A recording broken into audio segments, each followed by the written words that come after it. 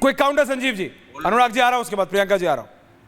Rahul ji coming for your analysis. देखिए, मुझे लगता है कि लगातार इतिहास में पहली बार ऐसा हुआ कि लगातार 2 बार मैसिव मैंडेट किसी व्यक्ति को मिला, अरविंद केजरीवाल को मिला। यह मैंडेट अरविंद केजरीवाल का मैंडेट है, तो इसमें कोई शक नहीं है कि अरविंद केजरीवाल का गवर्नमेंट है। अरविंद केजरीवाल जी ने कहा कि आपने लांछन लगाया, हम इस्तीफा दे दिए। हिम्मत है, कहते हैं ना कि मोदी जी बहुत विराट उनका शख्सियत है, तो विराट शख्सियत है, 400 पार की बात करते थे भाई। मोदी परिवार आपने भी लिखा था सुधांशु जी, उस मोदी परिवार को लोगों ने नहीं स्वीकारा तो 40 सिमट के रह गए। दे मोदी जी इस्तीफा, नहीं देंगे क्योंकि सत्ता से चिपके रहेंगे। 75 साल का कानून तो किसने बनाया था? मोदी जी ने बनाया था ना। क्यों सत्ता से चिपक के क्यों नहीं कह रहा रिजाइन देंगे? दे रिजाइन।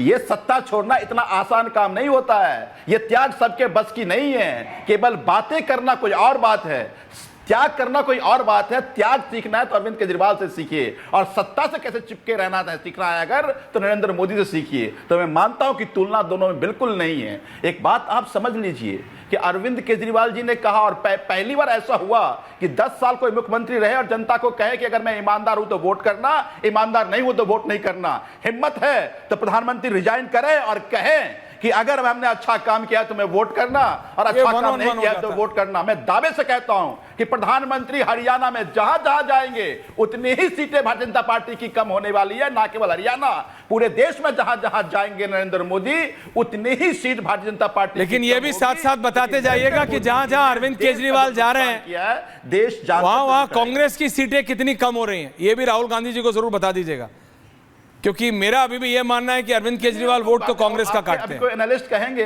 एनालिस्ट, अरे एनालिस्ट की कर रहे हैं, मैं नहीं मानता एनालिस्ट की भैया, मैं तो वोट, अरे मैं तो रिजल्ट के बाद की बात कर रहा हूं विधायक जी। एनालिस्टों का क्या है, मैं तो कह रहा हूं जब रिजल्ट आ जाए उसके बाद करेंगे। हाँ, अनुराग भदौरिया, सुधांशु जी आ रहा हूं। देखिए, अनुराग भदौरिया जी इतनी देर शांत बैठ नहीं सकते, आप जानते हैं। देखिए, भारतीय जनता पार्टी की, देखो भारतीय जनता पार्टी के प्रवक्ता की चिंता देखिए। क्या चिंता? जनता की कोई चिंता नहीं है, इनकी सत्ता है, इनकी है वहां पे, दूसरी बार की सत्ता चला रहे, जनता की चिंता नहीं है। आम आदमी पार्टी की चिंता है, कांग्रेस की चिंता है, इंडिया गठबंधन की चिंता है। उन्होंने सारा 10 मिनट बोला, किस पे बोला? आम आदमी पार्टी, इंडिया गठबंधन। कह रहे कांग्रेस से हमने कभी समझौता नहीं किया, 51 में पार्टी बनी थी। कांग्रेस समझा तो क्या करेंगे आप? कांग्रेस वालों को सब अपने दल में ले आए। अब तो कांग्रेस तो आपके पार्टी में है, सारे नेता आपने ले लिए उनके, तो आपको समझौता करने की क्या जरूरत है? आप तो ले ही आए ना पार्टी में कांग्रेस के नेता। तो ज्यादातर आपने चीफ मिनिस्टर भी उन्हीं के नेता को बनाया हुआ है। असम में चीफ मिनिस्टर तो कांग्रेस के ही नेता है। आप बताइए, आप लाए कि नहीं लाए कांग्रेस को अपने साथ में? या महाराष्ट्र में आपने एनसीपी को डिप्टी सीएम बनाया, वो भी तो आए है ना। तो आपने तो कांग्रेस के नेताओं को अपनी पार्टी में शामिल करके बीजेपी कांग्रेस में कन्वर्ट कर दी है। दूसरी बात, वास्तविकता की बात तो यह है सुधांशु जी कि आप घबरा गए हैं, डर गए हैं, परेशान हो गए हैं, हताश हैं, जनता से दूर हैं। इसलिए आप जनता का ध्यान भटकाने के लिए कि बात ना हो जाए, क्योंकि असली मुद्दे पे जनता की महंगाई, बेरोजगारी, किसान, महिला समस्या और जो किसानों पर अत्याचार आपने किया, वहां तो ज्यादातर किसान हरियाणा से ही आते हैं। जब धरने पे बैठे थे, उनकी बात ना हो जाए, इसलिए किसकी बात करोगे? बताइए, हमने कभी समझौता नहीं किया, बताइए हमने कब समझौता की? सब बातों से अब कुछ बचा नहीं है। आपके पैर उखड़ चुके हैं। आप महाराष्ट्र भी हार रहे हैं बुरी तरह से, वहां भी आप जनता की बात नहीं कर रहे हैं, वहां भी आप इधर उधर की बातें करने में लगे। हरियाणा में भी गए, जेएनके भी गए, छत्तीसगढ़ भी साफ हो गए।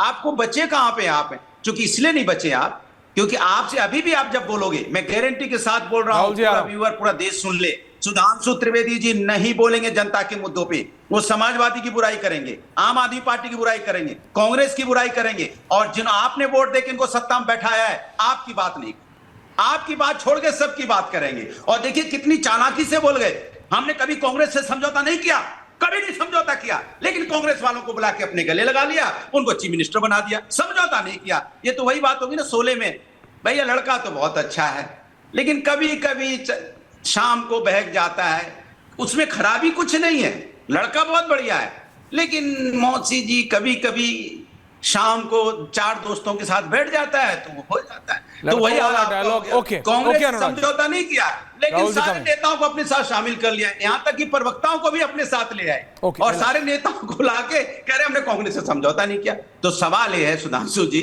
कि आप हार रहे हैं, ये आप मान लीजिए, इसमें कोई शर्म की बात नहीं है, हार जीत लगी रहती है।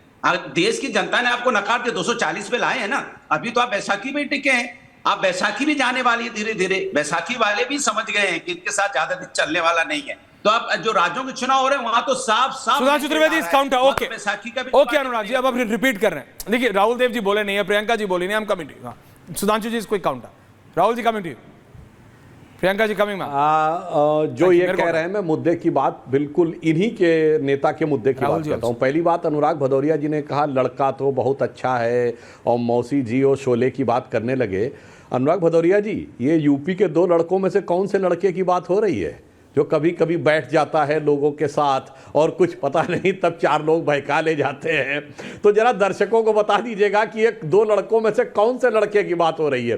वो लड़का जो बड़का हो गया नेता प्रतिपक्ष बन के, या वो लड़का जो छुटका हो गया यूपी में नेता प्रतिपक्ष था और वहां जाके अब नेता प्रतिपक्ष के पीछे खड़े हो गए।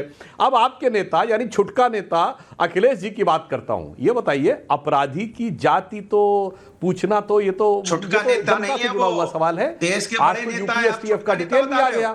5 यादव एनकाउंटर मारे गए, 10 ब्राह्मण मारे गए। अब बताइए, और मजे की बात कह रहा हूं अनुराग अभी सुनिए, एक लाइन कह दूं, पूरी बात सुनिए। बोलिए। और बंगाल में जो सिलीगुड़ी में वीडियो आया, अब देखिए बीच में मत बोलिए, आपका मनोरंजन हम लोग सब सुन रहे थे, आपका नृत्य शैली का डिबेट हम लोग पूरा सुन रहे थे। अब वाक्य सुन लीजिए, सुनिए। सिलीगुड़ी का जो वीडियो आया है उसमें जिस बच्चे को मारा जा रहा है, पीटा जा रहा है, उसका नाम क्या है? अंकित यादव।